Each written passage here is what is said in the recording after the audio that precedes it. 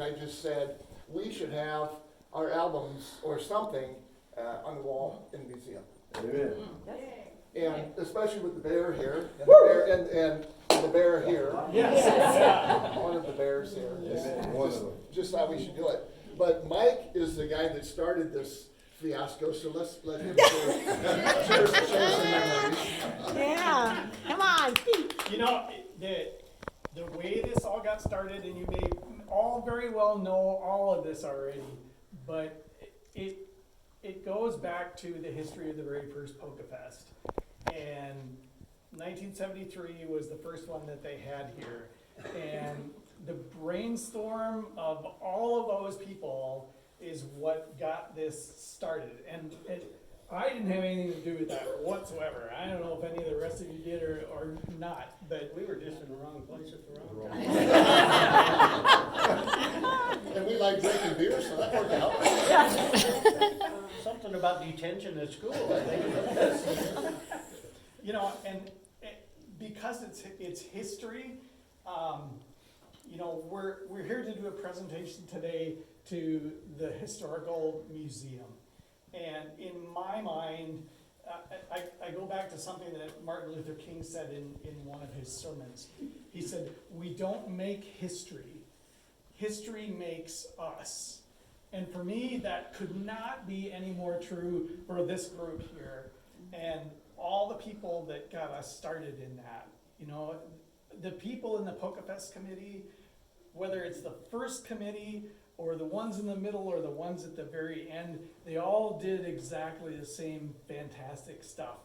And I give a ton of credit to the ones that started it. You know, they may have seen another fest somewhere along the way, but they did a festival here that was unlike any other. I have never seen 25 or 30,000 people on the street at another Polka Fest that I've played at, and I've been doing this way, way, way too long. So, first of all, many, many, many thanks to everybody in the Polka Fest committee for getting it started. And keeping it going. The second thing I want to say thank you to, and again, because history makes us, so much of our history is this community.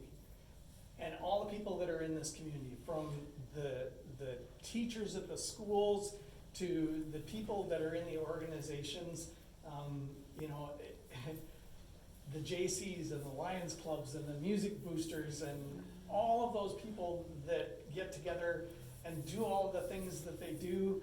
And they don't necessarily do it for themselves, they do it for other people so they can have a good time. And that's part of what we did as well. It's part of why we got started in the first place. Obviously, parents and family, I want to say thank you to as well. Parents that got us started, whether we wanted to or not, playing music.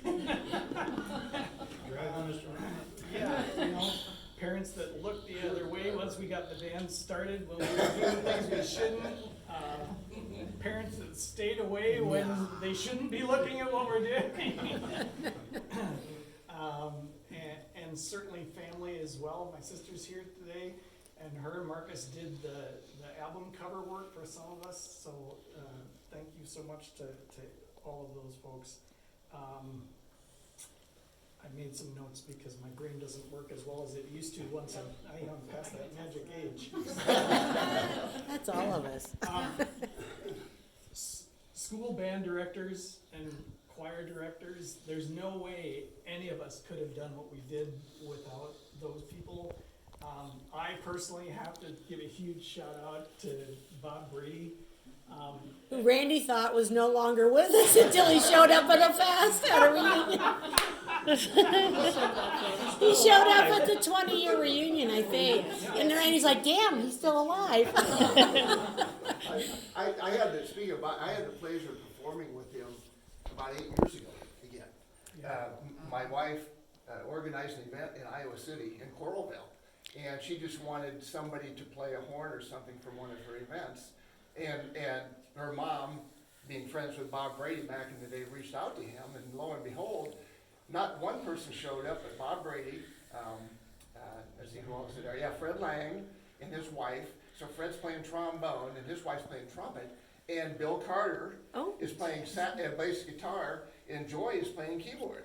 And the only person that wasn't there was Wayne, I'd say wasn't there was Wayne Miller, because I had the pleasure of playing with these guys when I was in high school at the Big Spiderbacks Fest. Oh, So we were the only, to my knowledge, only non-professional band. They just had, it was a teacher's band, and they didn't have a drummer, and fortunately I got to be that person. So here I am in Coralville with these guys, and they still brought it. Bob could still play the saxophone, and Fred could play the trombone. It was fun. It was Yep. a fun little group. Yeah. But yeah, if it wasn't for Bob, I don't think I would have been, a drummer either. You know, and when we're kids, we don't think about some of the stuff. That man drove 40 minutes one way and back home every single day to Durant from Iowa City, just to put up with us crazy, goofy kids, all day long. And putting together halftime shows for marching bands, and God knows how much time he put into all of that. And I wouldn't be who I am today if it wasn't for that person. And you don't think of it that way when you're there in high school, So I can't say thank you enough for those folks. And of course, all the friends of ours, the people we went to school with, and mostly the friends that we became along the way. I played in a lot of bands over the years and known a lot of musicians, and they all tend to just kind of go their own way and go do their own thing, and they move on and go to some other place, and none of it stays connected. And that's not the case here, and I love that more than anything else. It just doesn't happen in this day and age anymore. And I'm so very, very thankful that, these guys were willing to put up with me being way too serious all the time, when I was doing all this. Playing with your knobs. I would make a drink. By the way, and right here, he composed all of our music, wrote a bunch of songs, also himself, was highly involved in the recording process of our records also. And so, kudos to Mike here. Every band, I've been in a lot of bands over the years, every band needs a keyboard player, because those people know music, and that was our guy right here. He knew music, and was able to arrange that and make it sound like halfway decent group. You surely didn't.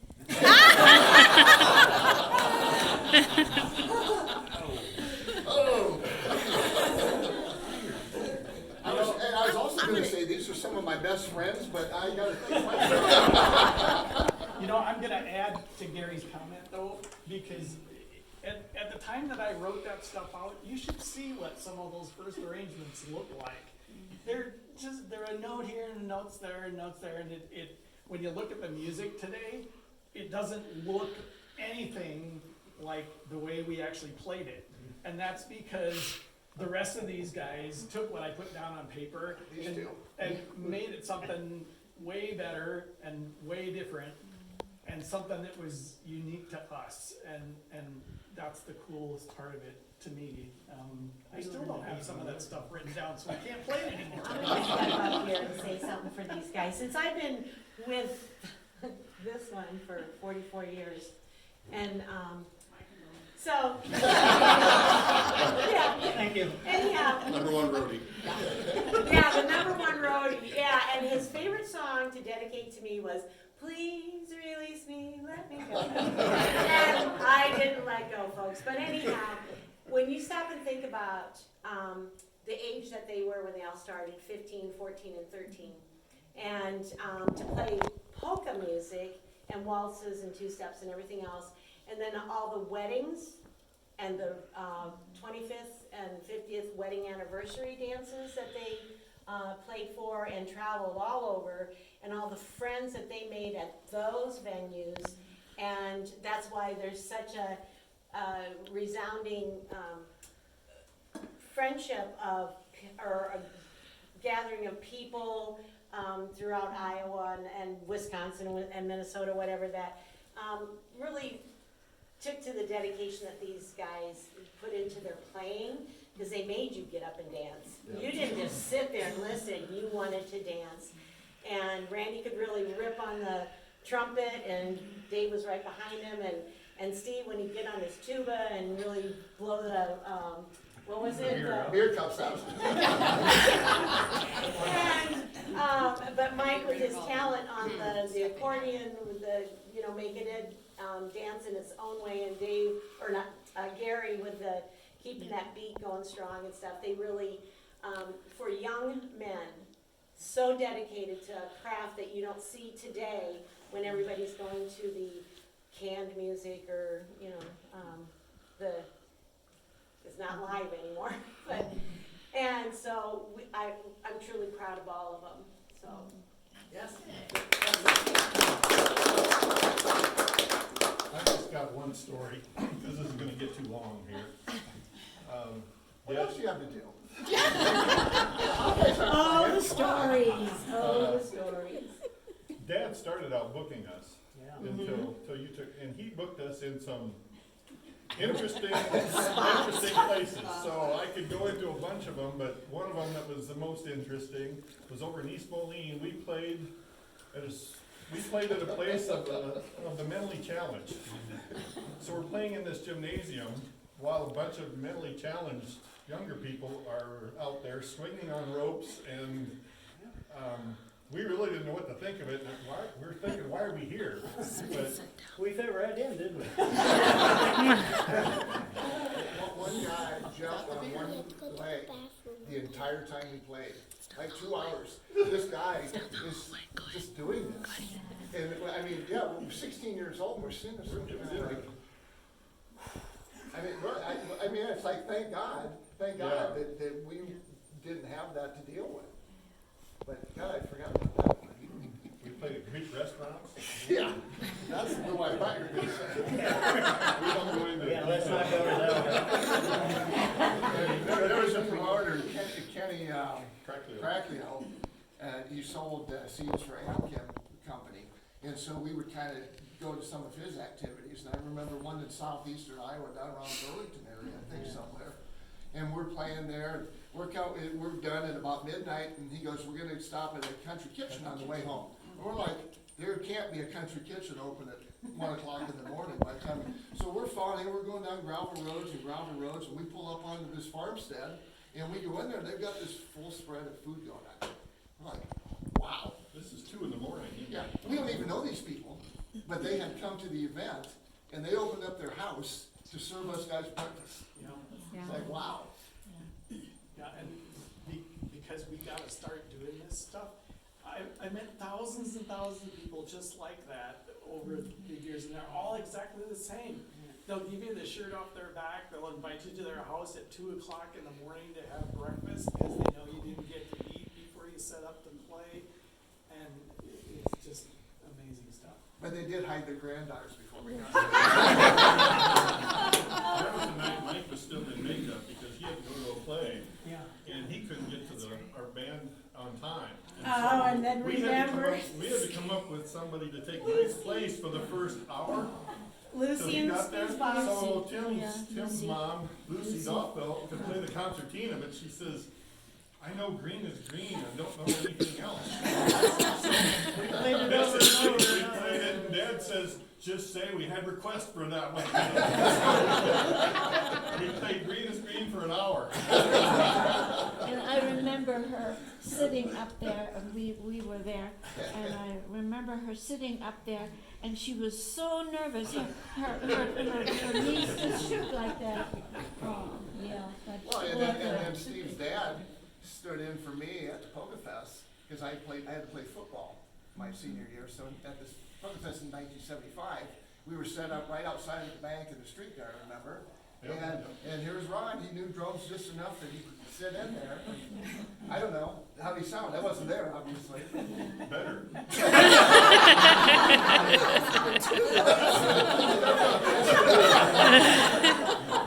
Back up one step to the somebody didn't get named in the middle of that, and that was Val for making us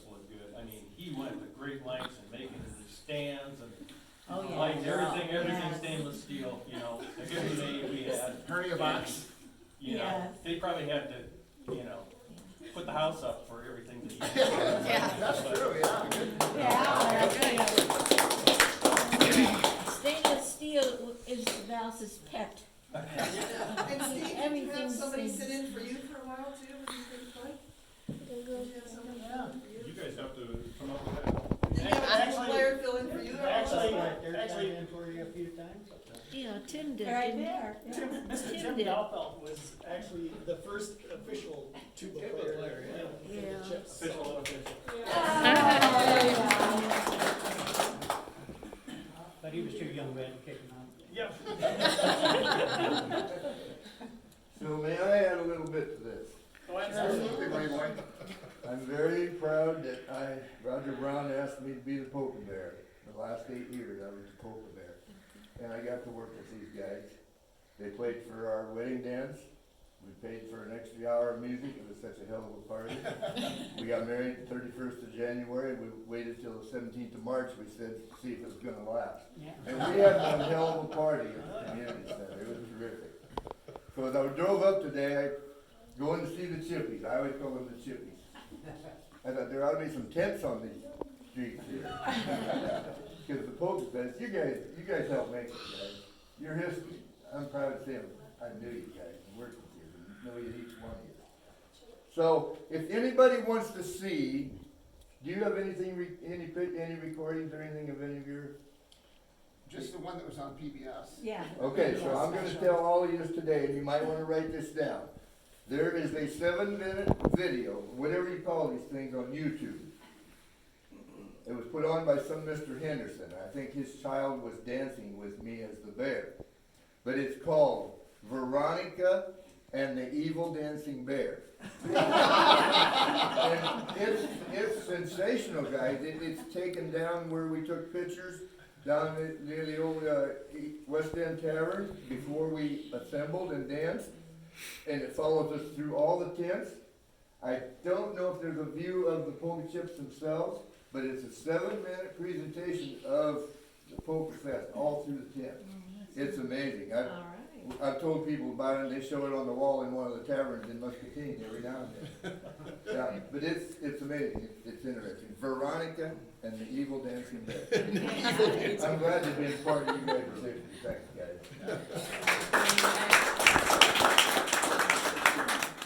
So in addition to, and I forgot about this, Mike, in addition to our records, we were on television. Oh, want to share that with the crowd? Because your memory's probably better than mine. Well, the main TV show that I remember was the Shimoleski Fun Time show that we did. They used to record that in Cedar Rapids, wasn't it? Yeah. Yeah. Cedar Rapids, Iowa, they would record that. And we were on that show, a couple of different shows. They taped a few different shows that day. You had to bring a change of clothes. Yeah, yeah. And I remember that show so well because we had a concert at school the night before. I was playing in the jazz band and I don't know, a bunch of other things, and absolutely blew my lip out on trumpet for the jazz band stuff. And the next day I woke up and my lip was just huge, just, gigantic lips. And here I am supposed to be on a TV show, and I show up for the filming of the TV show.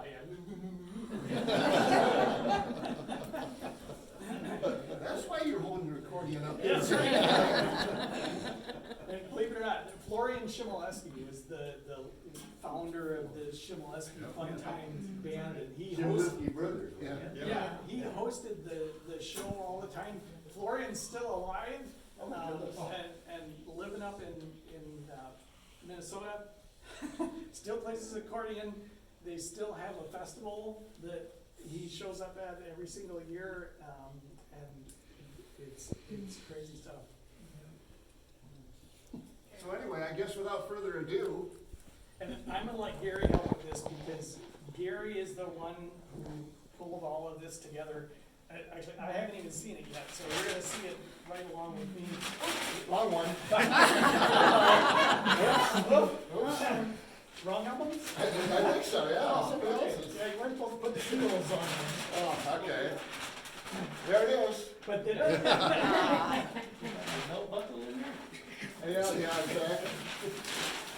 so this is for us to say thank you to the community, thank you for creating the history that helped to create us over the years. And we hope that this is just a small token of what you've all done for us over the years, and we thank you very much. And anything you want to add? No, We thank no, you. And if you do have any of their music and you do, I think you might all be guilty of probably playing it like Ray Arp and we were talking earlier. You can't play it softly. It has to blast. And it is. Drinking helps too. Yes. I put those records on when I'm getting ready to go somewhere and I wanna have fun. I put them That's on and I play them wide open and I go get me a swig of something That's while I'm it. there. And our son Luke used to be, when he was over in Korea, he had, I don't know if he had a CD or just the tape, and they would clean their barracks to the polka chips. So that's something you guys didn't all know. He would blast that baby, and everybody's like, "What is it?" And they would have a blast getting their barracks cleaned. So it's been all around the world. Yep. And I think it's a big thing too for the town and promoting, you know. Steve's dad was big in that. It's always good to hear, in heaven knows no beer at the University of Iowa. That's right. So, Yep.